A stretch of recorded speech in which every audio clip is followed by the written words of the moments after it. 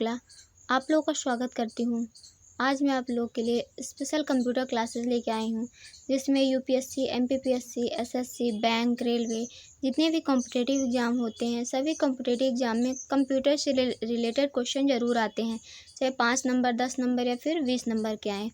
तो कंप्यूटर की जो क्लासेस हैं उसमें आप लोगों को पूरा बेसिक से बताऊंगी, क्योंकि अगर बेसिक चीज़ें पता रहती हैं तो हम किसी भी प्रकार के क्वेश्चन को कर सकते हैं। अगर बेसिक चीज़ें नहीं पता रहती है तो लोग कंफ्यूज हो जाते हैं।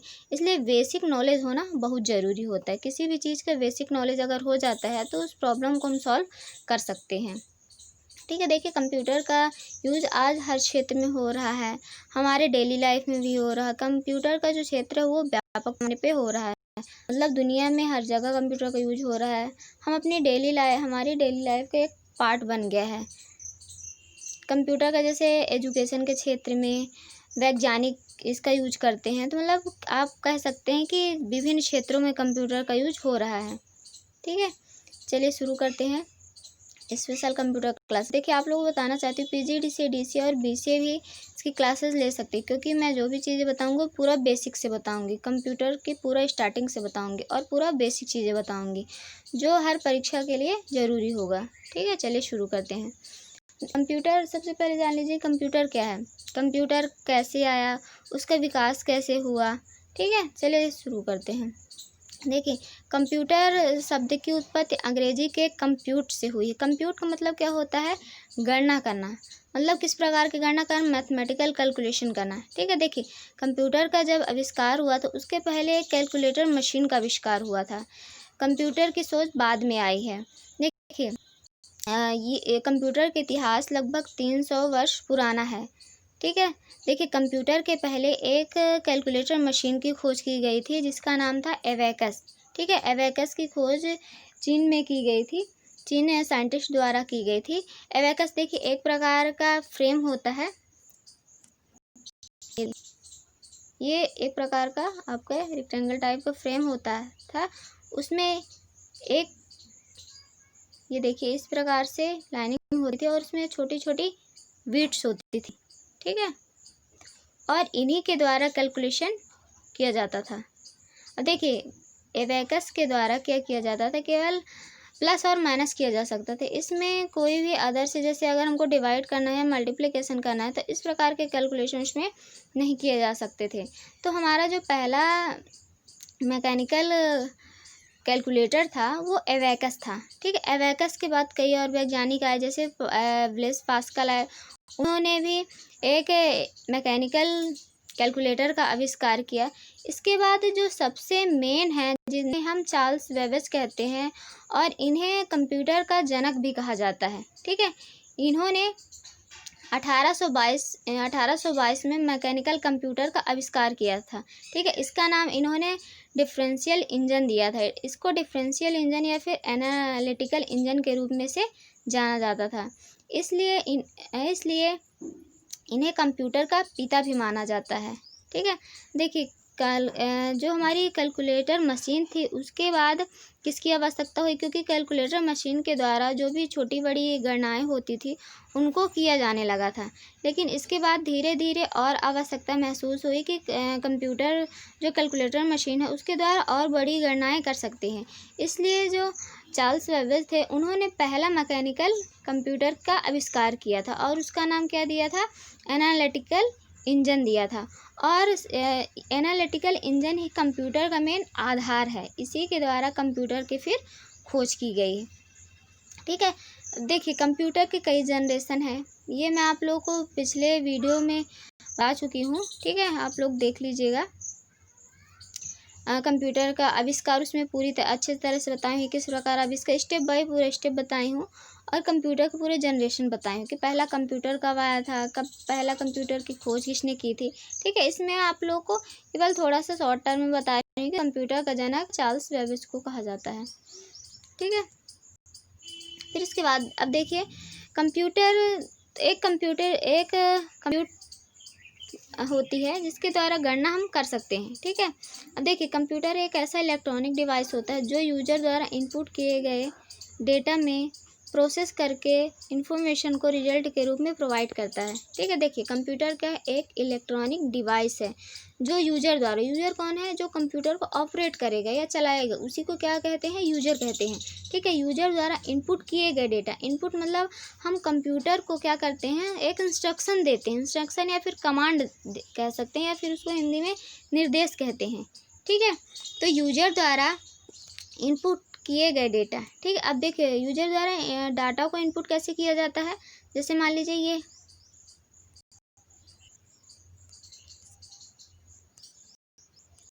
हमारा कंप्यूटर हो गया।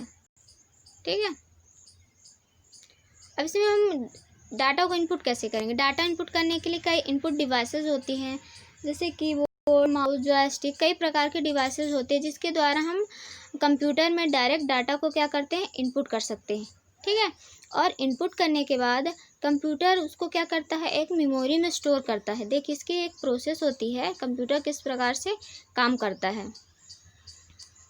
देखिए जैसे मान लीजिए हमारा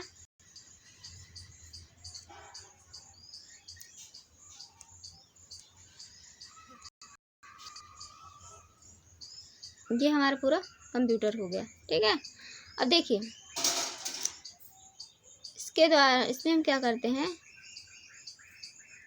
इनपुट करते हैं। ठीक है, इनपुट हम किसके द्वारा करेंगे, इनपुट हम कीबोर्ड के द्वारा कर सकते हैं या फिर माउस के द्वारा करते हैं। ठीक है, इसके बाद ये डाटा कहाँ पे जाएगा, प्रोसेस होने के लिए जाता है। ठीक है, प्रोसेस कौन करता है, डाटा को सीपीयू प्रोसेस करता है। ठीक है, सीपीयू को क्या बोला जाता है, सेंट्रल प्रोसेसिंग यूनिट बोला जाता है। और सीपीयू डाटा को प्रोसेस करके हमको क्या करता है, आउटपुट देता है। ठीक है, आउटपुट देता है, वही आउटपुट को हम क्या बोलते हैं, एक रिजल्ट के रूप में जानते हैं। ठीक है, तो इस प्रकार से डाटा को क्या किया जाता है, मतलब यूजर द्वारा डाटा को इनपुट किया जाता है और कंप्यूटर उस डाटा को प्रोसेस करके आउटपुट के रूप में हमको प्रोवाइड करता है। ठीक है, तो इस प्रकार से कंप्यूटर कार्य करता है। अब देखिए कंप्यूटर में एक बेसिक चीज़ें और होती है, कंप्यूटर हमारी आपकी लैंग्वेज को नहीं समझता, कंप्यूटर केवल बाइनरी लैंग्वेज को समझता है। बाइनरी मतलब 0 और 1 को समझता है, 0 और 1 को समझता है। ठीक है, वो हमारी आपकी लैंग्वेज को नहीं समझता। जैसे मान लीजिए हमारे देश में कौन सी लैंग्वेज ज़्यादातर चलती है, हिंदी चलती है। ठीक है, अगर हम अमेरिका जाएं तो क्या अमेरिका वाले हिंदी को समझेंगे, नहीं समझेंगे, उनकी अलग लैंग्वेज होती है। तो मतलब सबकी अलग अलग लैंग्वेज होती है। उसी प्रकार कंप्यूटर की भी अपनी एक लैंग्वेज होती है जो क्या करता है, किसी भी डाटा को पहचानता है। ठीक है, तो कंप्यूटर की कौन सी लैंग्वेज होती है, बाइनरी लैंग्वेज होती है। बाइनरी मतलब जो भी डाटा हमारा स्टोर होता है किस फॉर्म में स्टोर होता है, 0 और 1 के फॉर्म में स्टोर होता है। ठीक है, अब देखिए जैसे मैं आप लोगों को वहाँ पे बताई हूँ कि हम क्या करते हैं, डाटा को इनपुट करते हैं। ठीक है, ये डाटा को हम किससे इनपुट किए, कीबोर्ड से इनपुट किए। कीबोर्ड से इनपुट करने के बाद हमारा डाटा कहाँ पे जाता है, हमारा डाटा जाके किस में स्टोर होगा, ये मैं आप लोग को जब मेमोरी बताऊंगी तो आप लोग को ये सारी चीज़ें बताऊंगी। ठीक है, हमारा डाटा जाके रैम में स्टोर होता है। रैम क्या है, एक मेमोरी होती है। कौन सी मेमोरी होती है, प्राइमरी मेमोरी होती है। देखिए जैसे मान लीजिए हमारा ह्यूमन की तरह मैं आप लोग को समझाती हूँ कि जैसे अगर हम किसी स्टूडेंट से कोई क्वेश्चन करते हैं, ठीक है, तो मतलब हम उसको क्या दे रहे हैं, कोई भी इंस्ट्रक्शन दे रहे हैं। ठीक है, तो क्या करता है कि पहले क्वेश्चन को क्या करेगा, सुनेगा। ठीक है, मतलब अपनी मेमोरी में स्टोर करेगा। स्टोर करने के बाद मेमोरी में वो क्या करेगा, उस क्वेश्चन को प्रोसेस करेगा। मतलब हमने जो भी क्वेश्चन किया है उससे, तो उस क्वेश्चन के बारे में वो सोचेगा। ठीक है, और प्रोसेस करने के बाद वो हमको क्या करेगा, आउटपुट देगा। ठीक है, मतलब रिजल्ट देगा। उसी प्रकार से कंप्यूटर में भी होता है। कंप्यूटर में हम कोई भी इंस्ट्रक्शन देते हैं, किसके द्वारा देते हैं, कीबोर्ड या फिर माउस के द्वारा, और भी इनपुट डिवाइस उनके द्वारा हम कोई भी इनपुट कर देते हैं। ठीक है, जैसे इसके बाद वो डाटा कहाँ पे जाता है, हमारे रैम में स्टोर होता है। ठीक है, रैम में जो भी डाटा स्टोर होता है वो अस्थायी रूप से स्टोर होता है। ठीक है, मतलब परमानेंटली वो डाटा वहाँ पे स्टोर नहीं होता है।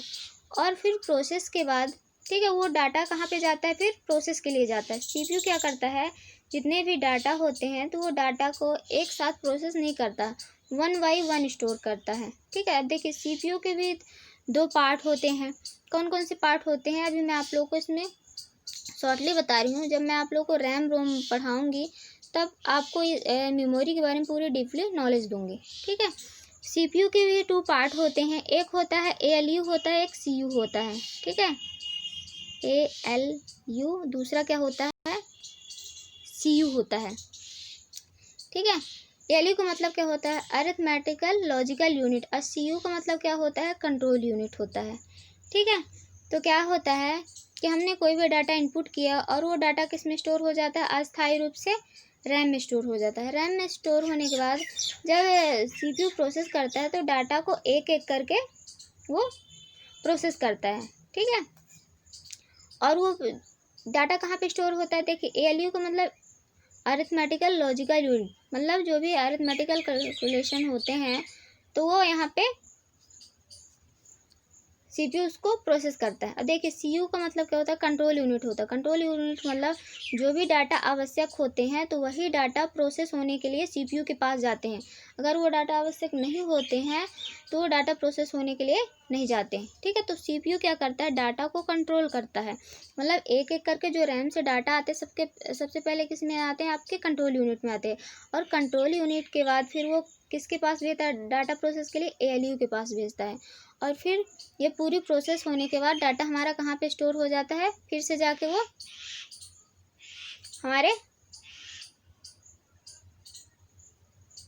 वो हमको किस रूप में दिखता है, आउटपुट के रूप में दिखता है। ठीक है। ठीक है। इस प्रकार से डाटा प्रोसेस होती है।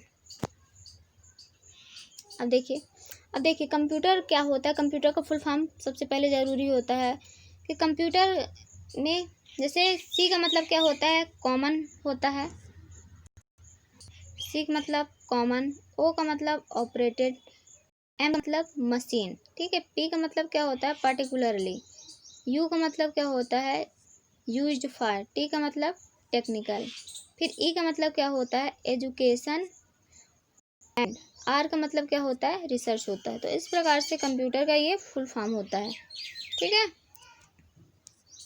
फिर आगे आता है फीचर्स ऑफ कंप्यूटर। अब देखिए कंप्यूटर के कई प्रकार के फीचर्स होते हैं। फीचर्स मतलब कंप्यूटर की कई विशेषताएं होती है।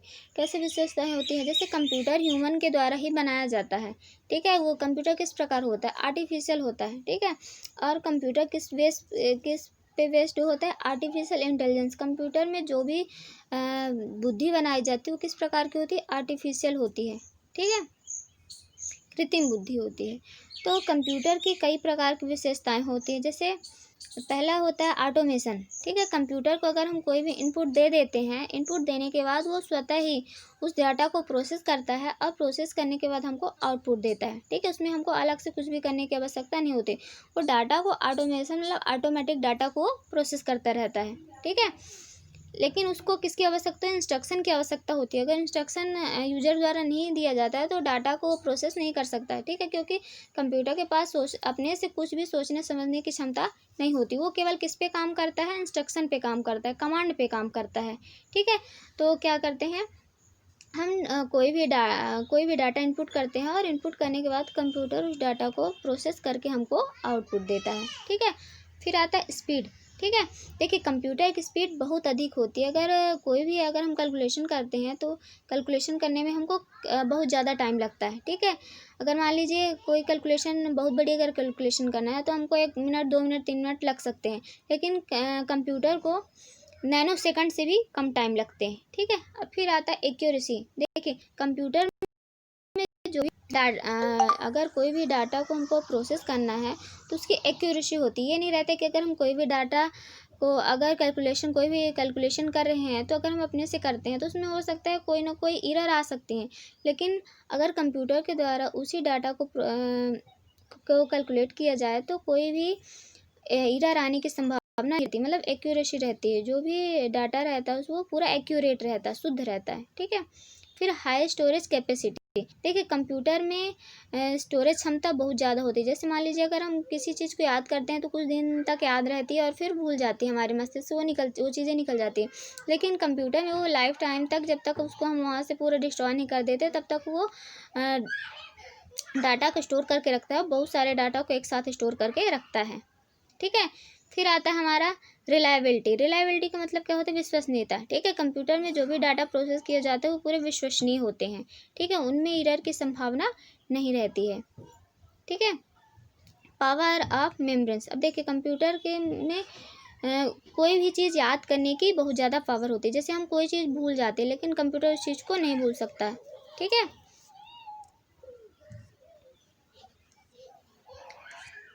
ये कंप्यूटर का बेसिक है।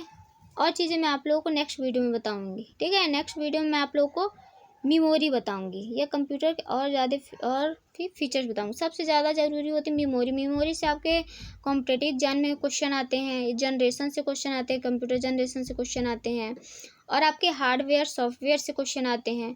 तो आपको टॉपिक बाय टॉपिक सारी चीज़ें आप लोग को बताऊंगी। ठीक है, अगर आप लोगों को ये वीडियो पसंद आई हो तो प्लीज़ लाइक, सब्सक्राइब और शेयर ज़रूर करिएगा। Okay, thank you.